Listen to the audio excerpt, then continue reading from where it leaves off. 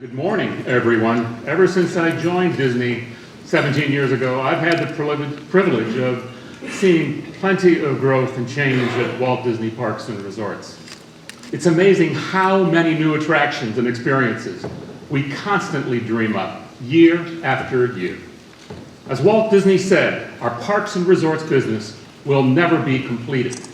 It will continue to grow as long as there is imagination left in the world.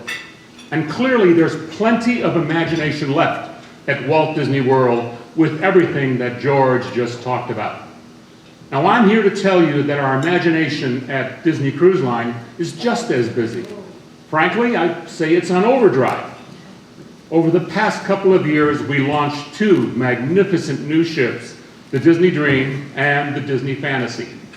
And with the expansion of our fleet, we've been taking our guests to more great destinations than ever before.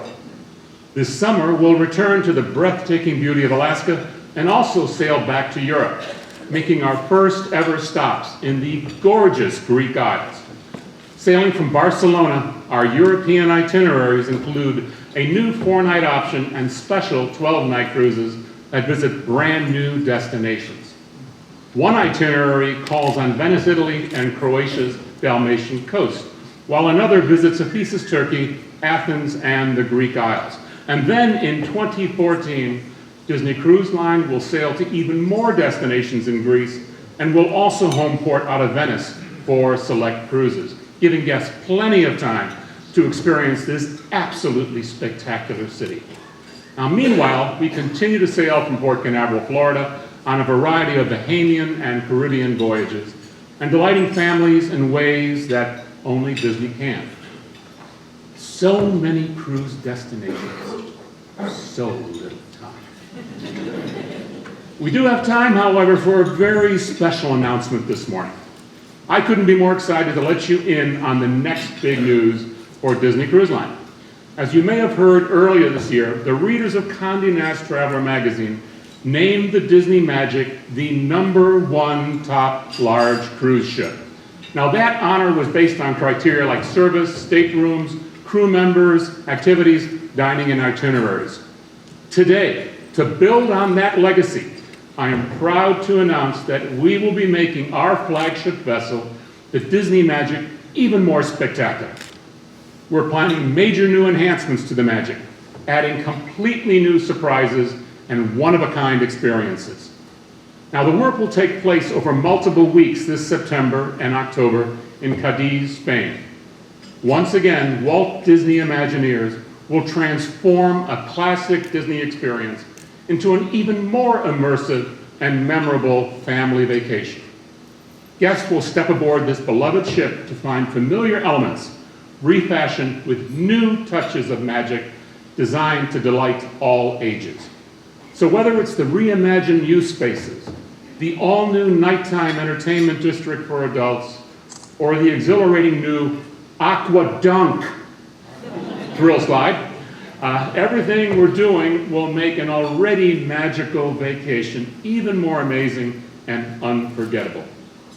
You should already know that we've always had a robust reinvestment program for all of our ships.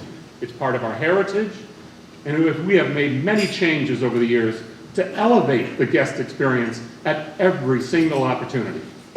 At Disney Cruise Line, we're dedicated to continuous innovation and creative storytelling while building on the Disney legacy of providing unparalleled family entertainment. What we're doing with the Disney Magic is yet another major step forward in our commitment to delivering the absolute best family vacations at sea. Now, with more insights into the exciting new elements coming to the Disney Magic, it is my absolute pleasure to introduce the man whose team is bringing these innovations to life. Please join me in welcoming the Senior Vice President for Creative Development of Walt Disney Imagineering, Joe Lancicero. Joe?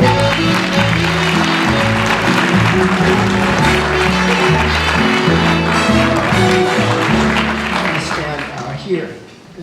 I feel naked. I don't have a band. Hi, everybody. How y'all doing? great to be here and talk about one of my favorite projects.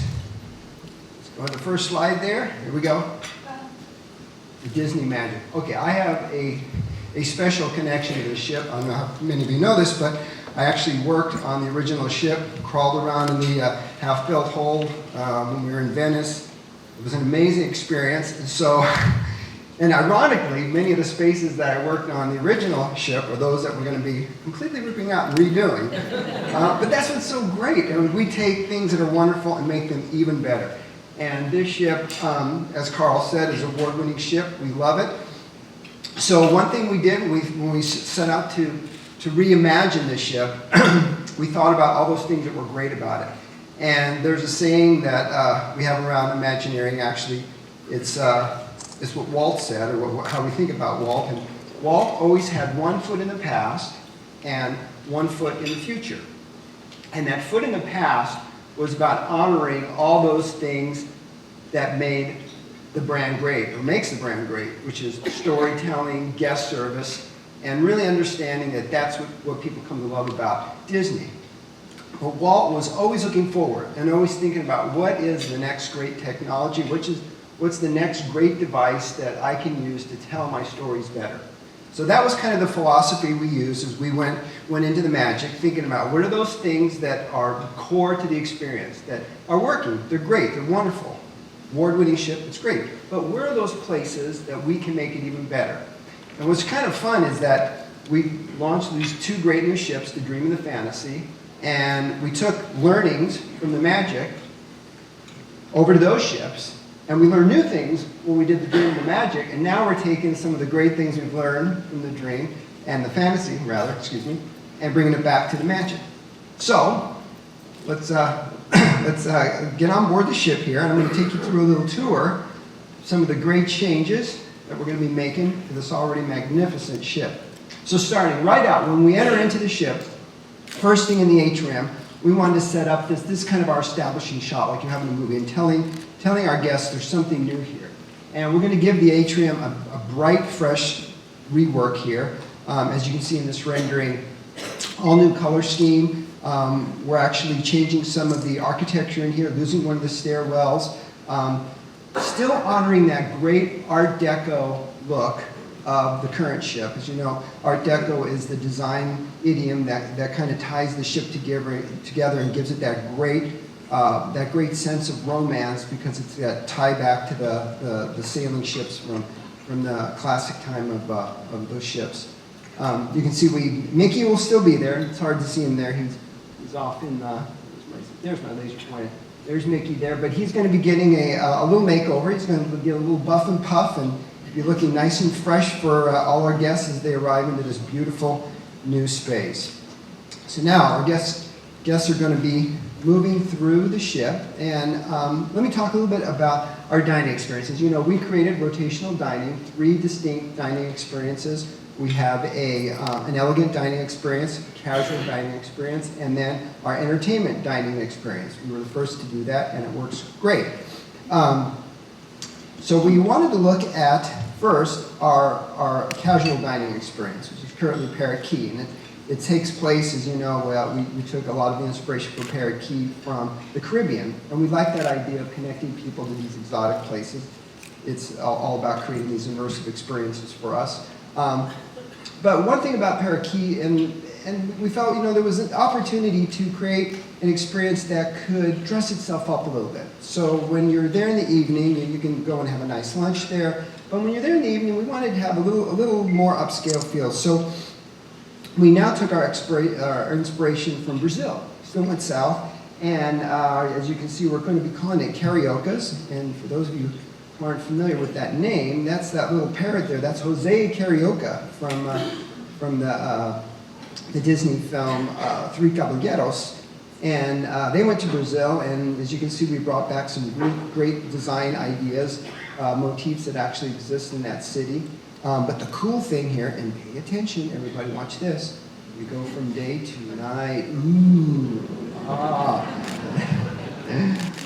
so you can see it's going to have 2 very distinct personalities that'll really take this space and make it a very pleasurable spot for our guests. Now let's moving on.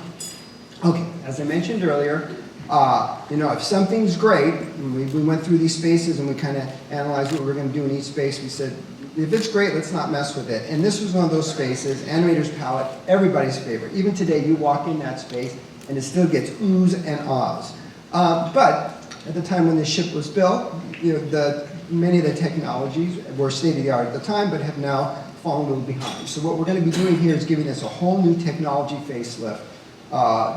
New video screens, new audio, new lighting, and that's going to allow us to take the show that's currently playing there, our black and white color show, and make it even better, but it's also going to allow us to bring over a new favorite from the Disney fantasy, Animation Magic. And for those of you who are not familiar with Animation Magic, it's an amazing show that allows our guests to take their placemat and draw a 2D drawing, and it actually comes to life in full animation up on the screen.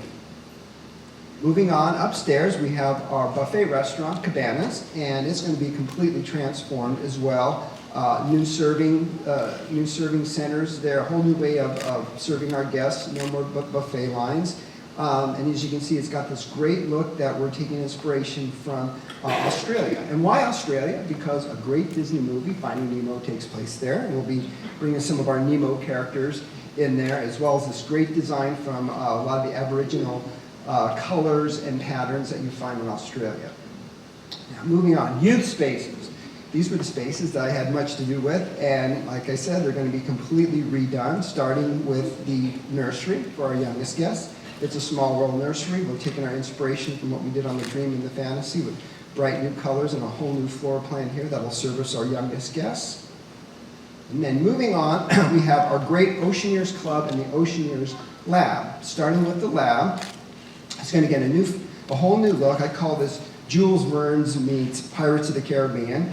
And here we showcase a lot of fun technologies. We have our multiplayer pirate game, our simulator for ship simulator attraction, and then of course the whole space is designed to work with all the great children's programming that we currently have. Now, looking over at the Oceaneers Club, whole new look here. This we're calling our magical library portal into the space. You can see there are these oversized books, and each book is an entry into a different area that features different Disney characters. We're going to bring some old friends back, and we're introducing some new friends. Of course, Mickey Mouse has got to have a home here, and this is the Mickey Mouse Club with many fun activities, including the great Goofy Gear Wall. As you can see, there's this fun interactive, actually giant like toy play device. Then moving on to Pixie Hollow. This is where our young guests can be shrunk down to the size of a fairy, both boys and girls, because they can dress up as fairies or pirates in here. And then moving on to my favorite spot, I love this, it's Andy's room from Toy Story, everybody's favorite. We did a version of this on the Dream and the Fantasy, but actually we're taking it to the next level here. Literally the next level, because it's a 2-story space, and you can see you get to play under Andy's bed. If you look real closely, there's Andy's bed, and every kid loves to play under the bed, and there's toys under the bed like Mr. Potato Head and Ham. But the fun thing is, once you climb up on the bed, you have to get down off the bed through the great fun Slinky Slide. Slinky Slide, that's fun to say. Okay, now, whole new area, never done before, and we're bringing new friends onto the ship, new friends to the Disney family, of course, are Marvel characters. And here in the Marvel Avengers Academy, we're creating this really cool space where our young guests will get to become superheroes. And we're also going to be featuring some of the actual artifacts here from the Avengers, like Iron Man's suit, the Thor's hammer, and Captain America's shield. But what's really cool about this is the programming that surrounds it. It's a multi-day program where kids will learn their attributes, but what's going to make them a great superhero. The whole space interacts with the program with lighting and audio, and we're really excited about bringing the Avengers onto the Disney magic. Moving on.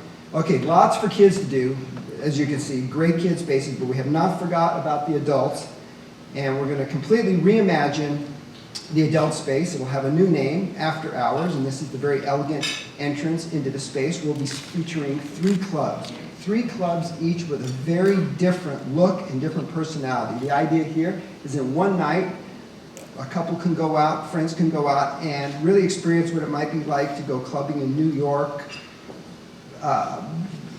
Las Vegas, Miami, really elegant, upscale evening out. Starting with our main club room is Fathoms.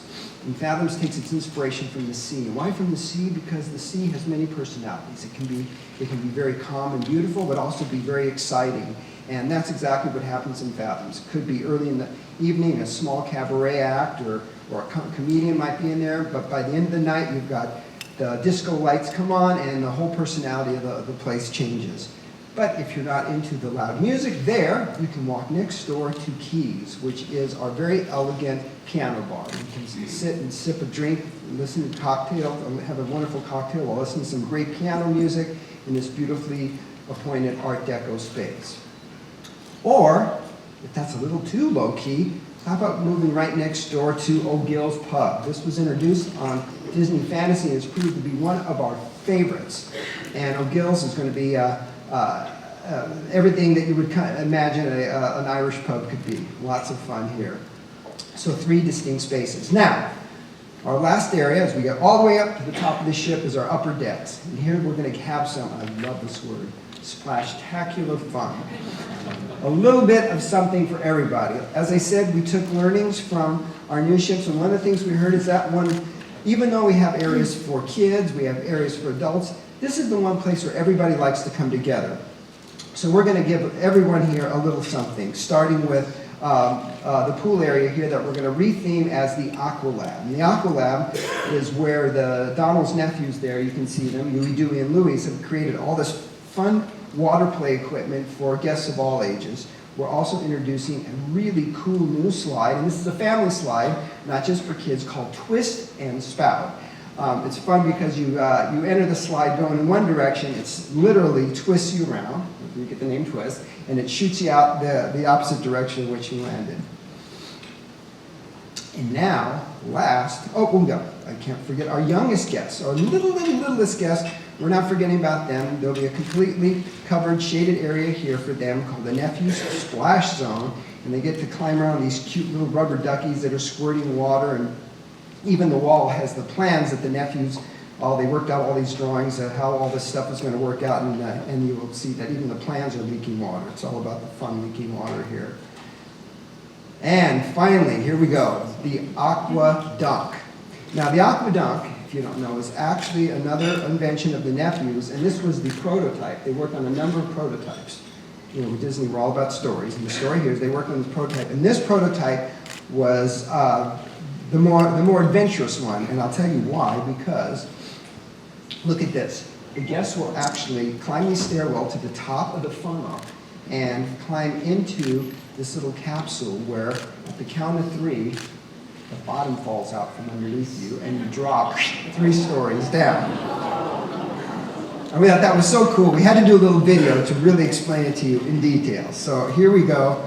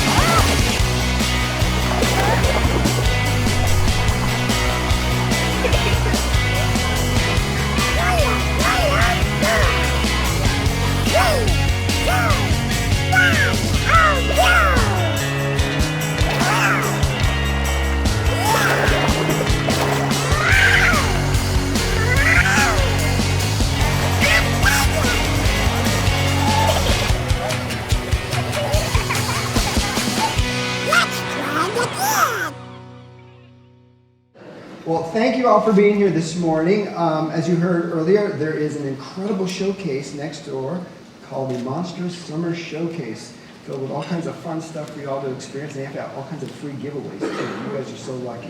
So have a great morning. Enjoy everything we have to offer next door, and we'll see you on the Disney Magic in October.